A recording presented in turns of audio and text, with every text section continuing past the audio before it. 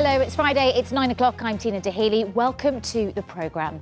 Why current and former members of the Mormon Church are calling for an end to the practice of asking children as young as 8 intimate and sexual questions during annual interviews by church officials. Now next, a story which might include sexual references and descriptions, so if you've got a child with you, you might want to take them away from the telly for the next 10 minutes or so. We're talking about a well-known branch of Christianity with millions of worshippers worldwide. But a petition against practices within the Mormon Church is growing in the US and is gathering momentum here in the UK too.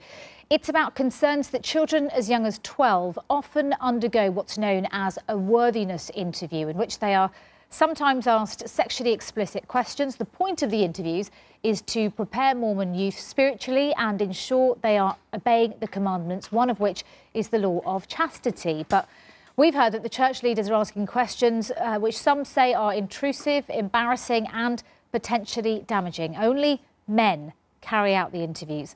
A petition calling to ban the worthiness interviews was started in the United States. It's had more than 20,000 signatures from within the Mormon community, several hundred of which are thought to be from here in the UK, where we understand the practice happens too. Well, we are joined now in the studio by David Shepherd. He's left the church but has experienced intrusive interviews, which he says left him with feelings of guilt.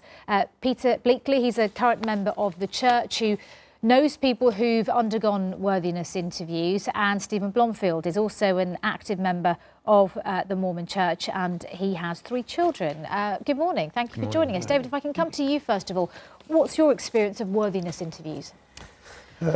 So the first interview I probably would have been around 12 years old, and it's a very normal part of the culture. You sort of, we'll have a one-on-one interview with the bishop.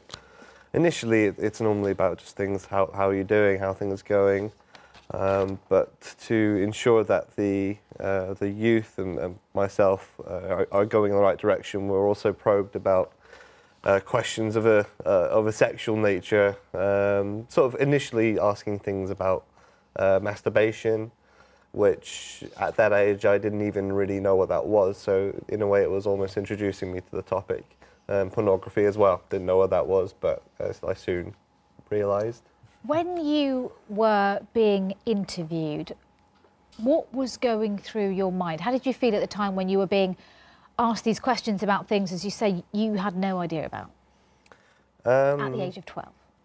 Okay, so it would have been a strange mix of normal, because it's what's in the culture. It's what you do. There's a lot of rites of passage within the Mormon Church, and at 12 years old, you know, the men receive the priesthood, and then you start having interviews. So that side of it was normal, but it would become increasingly uncomfortable when I realised that things such as masturbation, which wasn't an issue before I knew what it was within the context of the church, which was that it was a bad thing, whereas initially it was sort of, okay, it's something that the body does.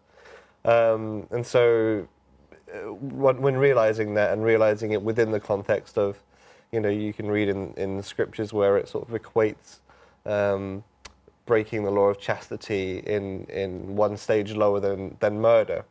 So in my mind, That's a lot to put on a 12-year-old, isn't it? When you are going through puberty and all of a sudden, I'm assuming there are feelings of shame, and if it's one step down from murder, as a 12-year-old, that must be very difficult.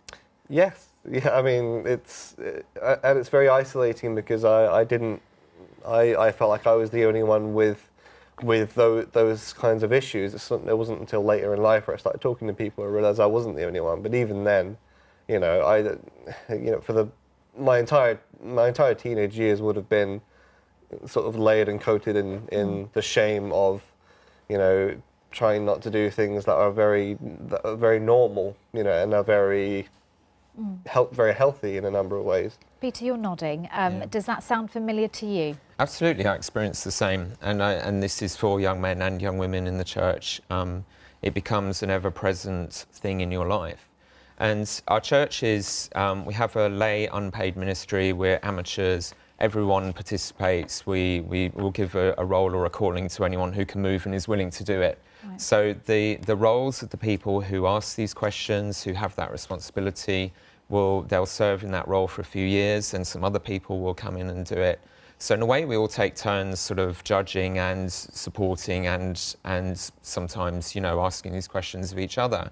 And it's not the entire thing. Well, I love my community, I love my church, fantastic, wonderful, good-hearted people.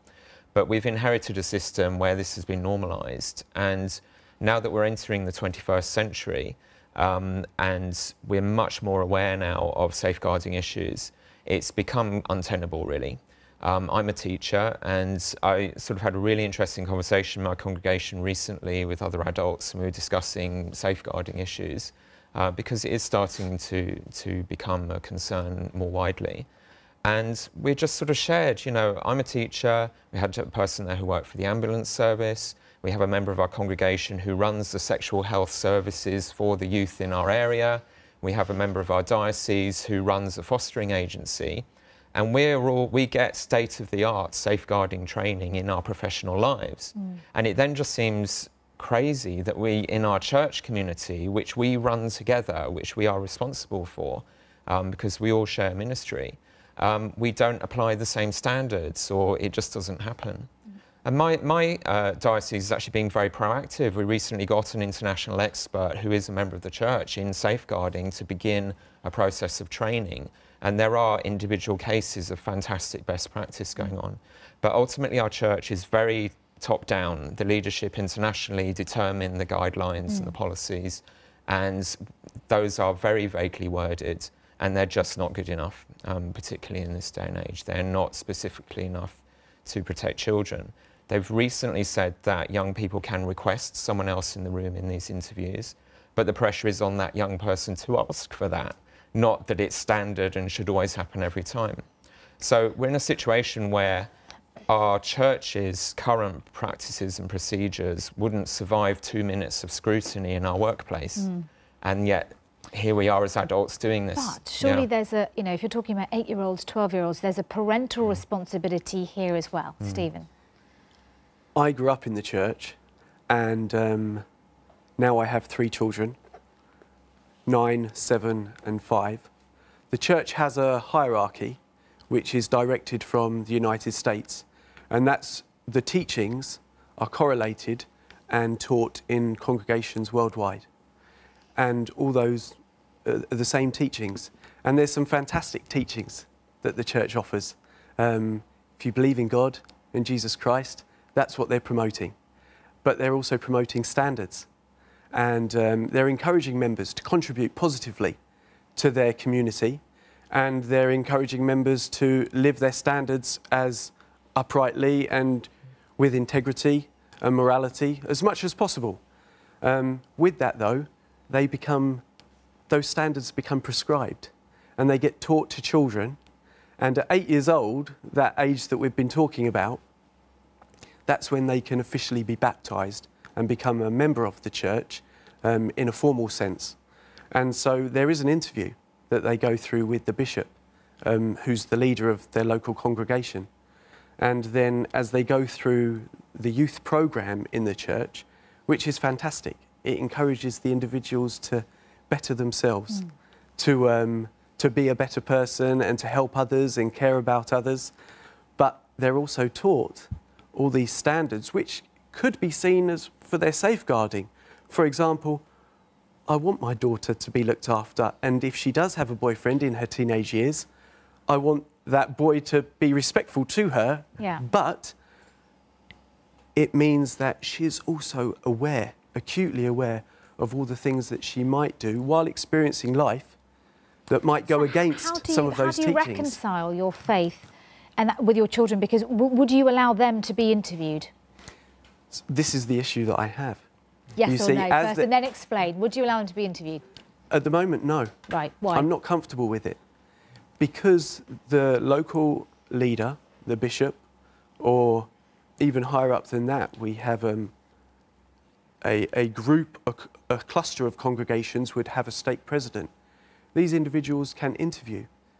And like Peter said, they haven't been trained, but they're there to mentor these youth and try to encourage them to do better. But at the same time, all of them are individuals. And so they might ask questions which might be intrusive. And it varies depending on who the leader is. So when I found out about the petition, it resonated with me because I'm uncomfortable that my children would be asked questions that, although it might have good intentions to try to encourage them to be better, sometimes they would be inappropriate and intrusive. And it's not something I think an individual, whether it's an ecclesiastical leader or not, whether it's in my faith or any other faith, I don't think they should be asking children these types of questions. Yeah, I mean, and there's obviously some people watching may have strong opinions about the faith itself, which they're entitled to do. And that discussion maybe isn't for today about how they view those relationships. It's more about that position of power when it comes to vulnerable children and the fact that they have no training. And these children, they are very impressionable, and that will then impact, no doubt, their relationships for the rest of their lives. Typically, a leader, a bishop, might be bishop for 5, 6, 7 years. This could span the whole time of somebody's teenage years. And if somebody felt like they were falling short from the standards set by the church, which are good, wholesome, respectable standards, I don't have issues with the standards. Well, the chastity thing being one down from murder, but... OK, so the importance that is placed on them might be severe, and it does concern people. So when individuals might fall short, this means that they might be going to their local leader, who is representing their God, Jesus Christ, and confessing their sins, and they're also at their most vulnerable. And it only takes one leader that is exercising his position inappropriately, where, as I've read in the petition, many people have had experiences which are horrifying. Yeah. Have you experienced guilt as a result of these worthiness interviews? Yes. Just briefly. Yeah. You don't even have to have the worthiness interview to experience the guilt, because you know and through guilt living your just life. for being sexually active. Well, even something as simple as masturbation, which you would say is a part of normal teenage development, you know, I think in a sense our concern is the parameters of what is considered to be part of the law of chastity goes too far. We do not have a culture of being very good at talking healthily about sexual matters. There are always a few individuals who, partly because of their professional experiences, may be brilliant at that. But we do, you know, the Protect LDS Children movement and petition is not about bringing the whole thing down. It's just about saying some of this is not right. We shouldn't have men one-to-one with children in a room. That's just standard now in safeguarding. But it's only men who carry out these interviews, which is problematic in itself. And it's that brings in issues but for many women. Can I ask you, did you sign the petition? I have not Stephen? signed the petition, just because I haven't gone on the website online. Are you going to sign the petition? I'm in full support. And Sam Young, the gentleman that spoke out, I'm in full support of everything that he's done. And I probably will sign the petition, but I've also discussed it with other members of the church, other family members. Will you sign it? Enthusiastically, I've signed it and donated to the cause, Okay. And 50,000 people have signed it Just so as far. enthusiastic, David? I've probably signed it more than once by accident. Right. But I'm going to, and again, this is a very focused discussion. This isn't about the Mormon faith. This is about a particular element. And these worthiness interviews I want to add.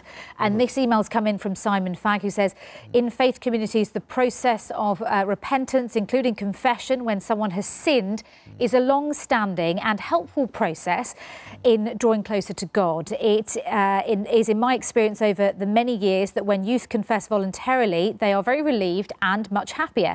I am a lifelong member of the church, and as a youth, I found these meetings with my bishop inspiring and helpful. You have focused on conversations about sex, I assume, because it makes a good headline, but the majority of the conversation is checking how the young person is doing in all aspects of their life. These meetings supplemented the support and guidance I received from my parents. As a father of 7 children, I also have appreciated the love and support that's been offered by these leaders to me, my children, and to our family, including interviews about Worthiness. So the final word goes to Simon.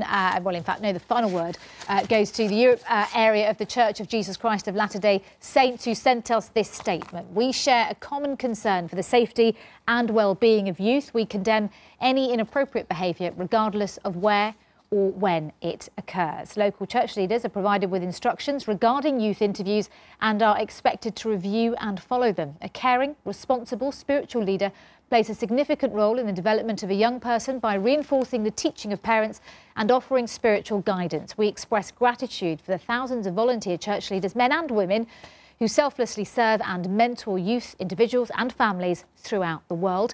As with any practice in the church, we continually look for ways to improve and adjust by following the Saviour Jesus Christ and meeting the needs of our members.